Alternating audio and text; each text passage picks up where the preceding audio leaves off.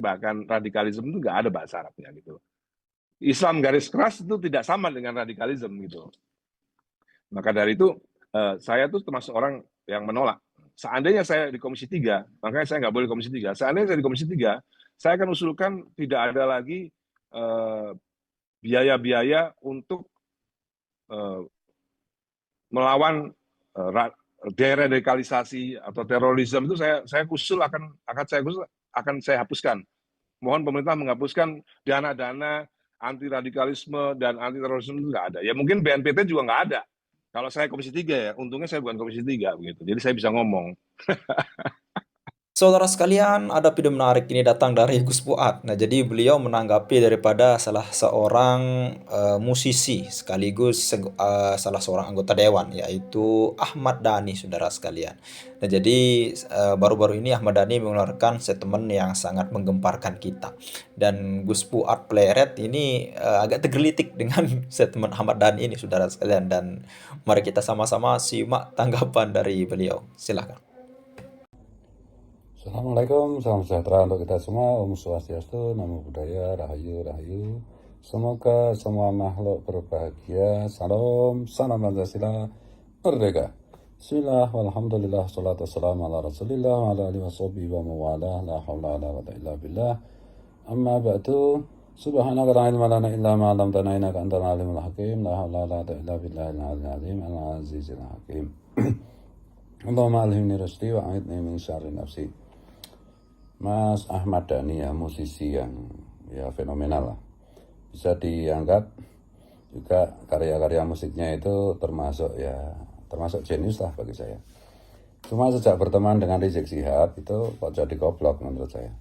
Nah ini terakhir di satu channelnya kelompok radikal itu, Ahmad Dhani itu bilang mau membubarkan BNPT, katanya radikalisme itu tidak ada dalam Islam, itu Islamfobia dan lain-lain. Dari logikanya aja udah nggak nyambung gitu loh.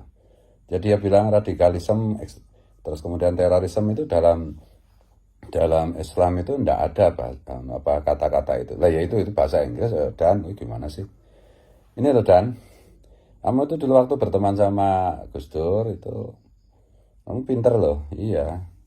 Sejak kamu berteman dengan Rizik Syihab, FPI, Habib itu kok jadi keterusan gobloknya itu saya heran. Ini loh Dan, kamu kan berteman dengan Habib, dengan terutama Rizik Syihab itu kan salah satu alasan utamanya kan karena kamu menganggap bahwa Habib itu keturunan Nabi. Nah sekarang kan terbukti DNA-nya para Habib itu haplogrupnya G, Gatel, bukan Nabi, Arab aja bukan, Quraisy bukan.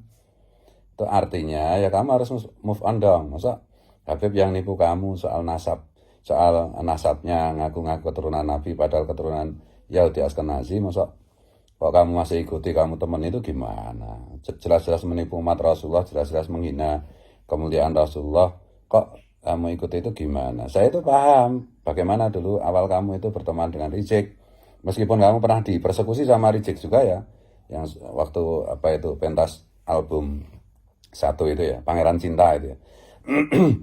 Itu tiba-tiba kamu karena waktu itu dan mungkin sampai sekarang kamu masih menganggap Habib turunan Nabi, maka kamu terus berdekat-dekat, terus kamu jadi kacau. Dan sejak saat itu kamu bilang NU itu dulu kan jejak digitalnya ada, kamu bilang NU itu bersekutu dengan PKI.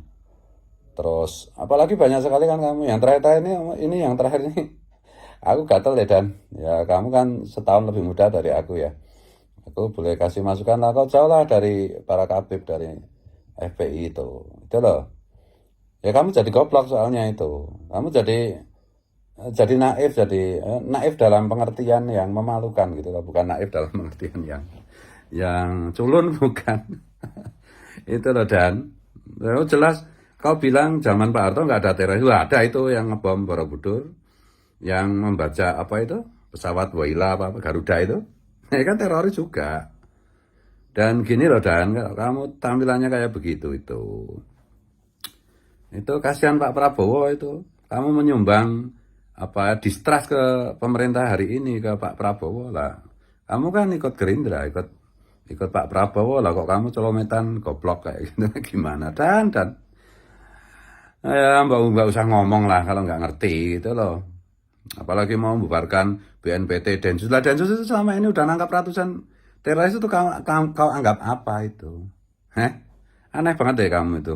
Bu ya goblok-goblok tapi nah ini kebangetan masalah ini dan itu loh. Kamu itu saya kebangetan, nah loh. Ya sebagai sesama anu lah, sesama orang Islam dan sesama kamu musisi terkenal banget, saya cuma musisi-musisian ya. Saya juga tetap musisi, sama-sama pencipta lagu lah. Sama-sama kamu ngaku NO lah, mbok ya goblok tapi ya jangan kayak gini lah. Memalukan dan menjengkelkan katanya kamu membubarkan BNPT itu gimana kamu itu. Ya, dan ini tolong yang kenal sama Dani, si Faiz, si siapa lagi itu. Ya, banyak kan teman-teman yang circle-nya Dani. Tolong sampaikan ini video ini ke Dani itu. Wah, lah kamu itu udah dibidik orang loh, ibumu itu Yahudi Askenazi aja udah dipersoalkan orang. Itu loh. Istrimu yang sekarang itu ternyata masih berkerabatan dengan DITI, tokoh DITI itu udah dipersoalkan orang.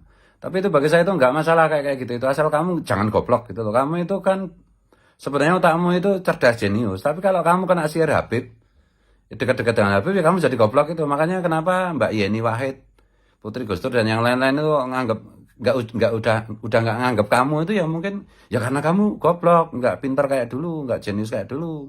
Karya-karyamu setelah kamu dekat dengan Habib itu, karya-karya musikmu juga goblok gitu, nggak bagus-bagus kayak dulu-dulu gitu. Ketika kamu masih belum belum dekat dengan Reject, belum dekat dengan Habib itu. Sejak kamu dekat itu tak amati, sejak kamu dekat dengan Habib itu kamu goblok gitu.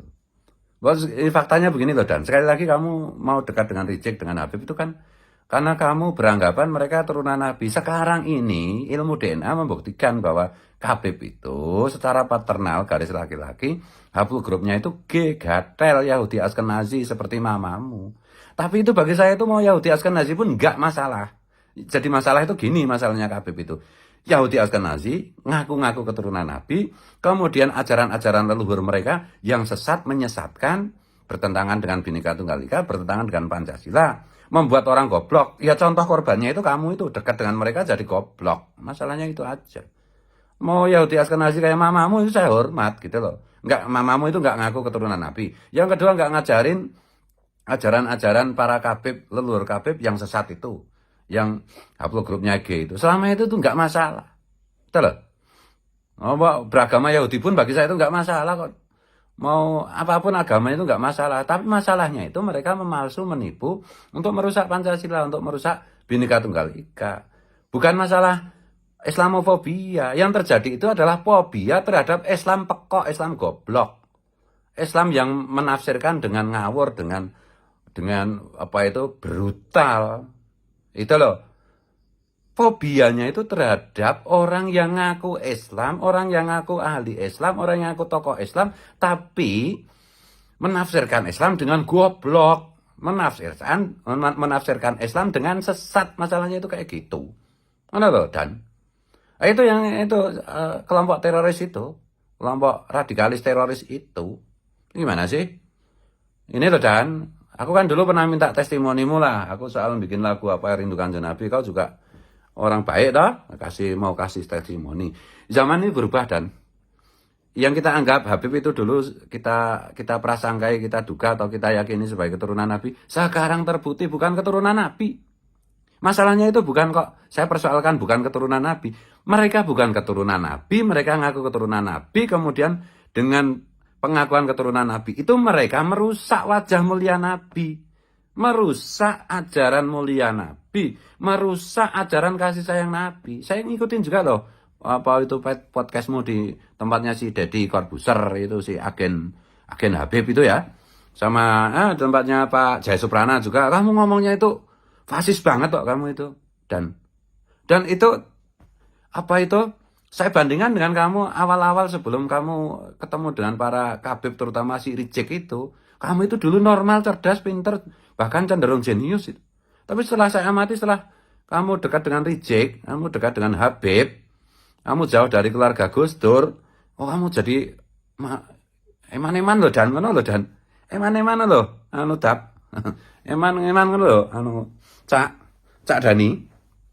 Nah, kamu profilnya yang jenius, yang wajahmu yang apa itu sinis tapi cerdas itu, lah kok kamu runtuhkan sendiri? Itu loh.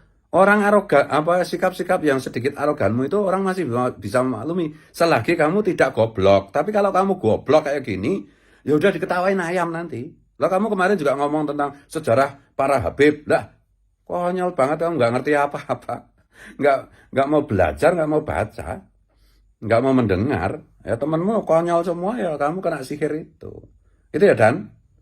Dan aku eman ngeman nek wong Jawa itu eman sayang ngono lho Dan karo dirimu itu. Aku kan juga anu ya, banyak lagumu itu aku anu banget, seneng banget ngono lho. Mbok yo aja kayak ngono ki Dan.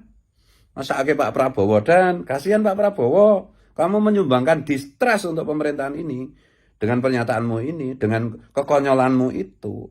Kamu boleh arogan, kamu boleh sedikit songong boleh, tapi cerdas. Kembalilah dan kamu kembalilah menjadi orang cerdas. Ketika dulu kamu masih berteman dengan Gus Dur, ya, dekat dengan keluarga Gus Dur. Tobatlah dari kegoblokan sejak kamu berteman dengan Rizik Syihab dan para kabib pemalsu nasab Nabi, perusak ajaran Nabi itu. Oke gitu ya Dan? Aku sangat berharap kepadamu loh Dan. Oke.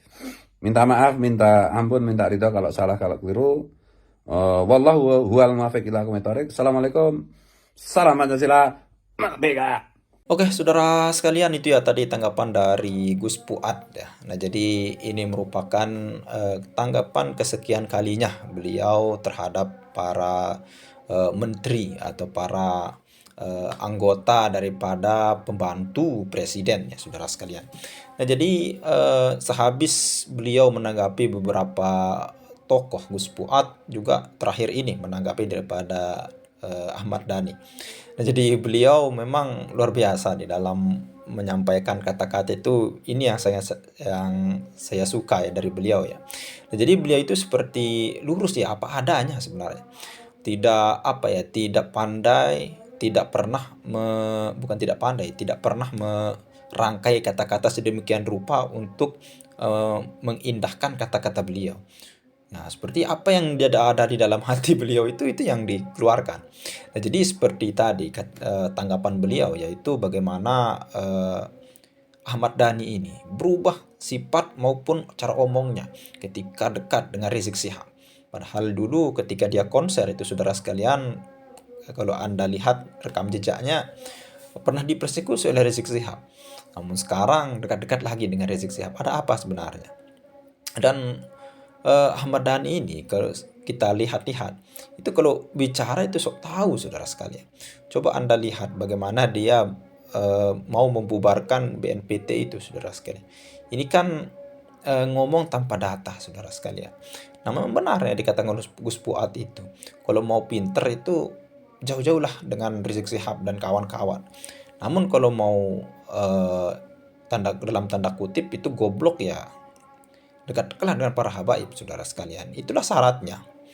Ya mungkin tanggapan Gus Puat ini agak sedikit nyeleneh ya, namun memang ada benarnya. Dan mudah-mudahan video ini sampai kepada Ahmad Dhani supaya ada klarifikasi kalau kita lihat, saudara sekalian. Oke, mungkin hanya itu saja yang bisa kita sampaikan. Mudah-mudahan video ini bermanfaat. Sekian, assalamualaikum warahmatullahi wabarakatuh.